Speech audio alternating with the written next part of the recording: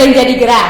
Enaknya minum dawet ayu Banjarnegara. Ayo semangat para muslimah untuk bekerja membantu keluarga. Assalamualaikum warahmatullahi wabarakatuh.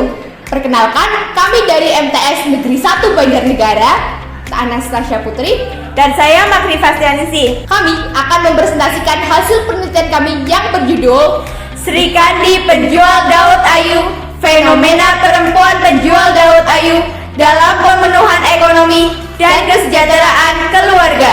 Perempuan bekerja menimbulkan berbagai argumen dan tidak selalu mendapatkan dukungan dari lingkungan dan masyarakat, bahkan masih dipandang sebelah mata dalam pembangunan ekonomi masyarakat.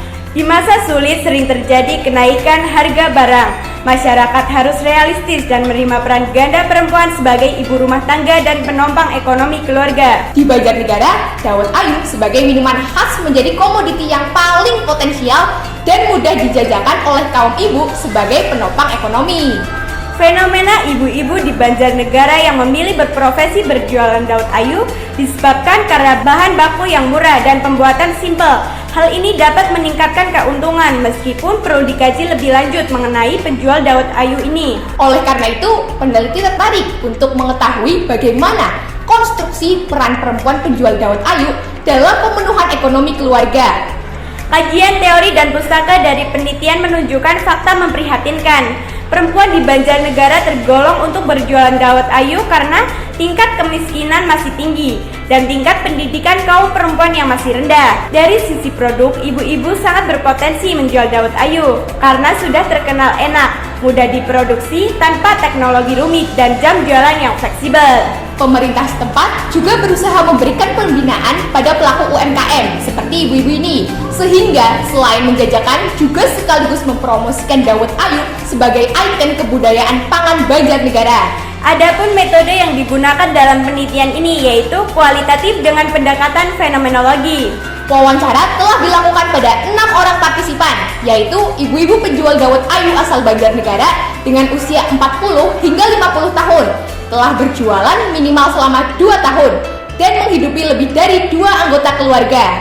Teknik analisis data menggunakan interpretative phenomenological analysis. Dari tabel ini diketahui bahwa ibu-ibu penjual dawet ayu memiliki kondisi ekonomi bawah hingga menengah, memiliki aset yang sama, yaitu rumah tetap dan kendaraan.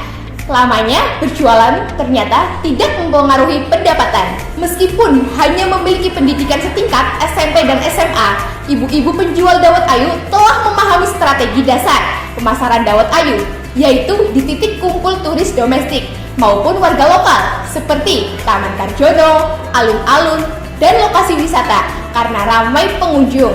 Rata-rata omset harian yang diperoleh para partisipan antara 200.000 sampai 300.000, dan saat ramai libur panjang atau hari raya dapat meningkat drastis hingga 800.000 sampai 1 juta.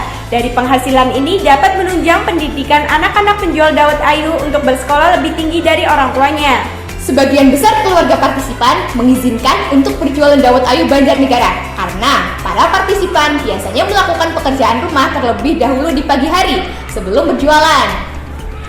Meskipun kondisi ekonomi Kabupaten Banjarnegara tergolong rendah jika dibandingkan dengan kabupaten lain, kondisi ekonomi para penjual dawet ayu tergolong cukup.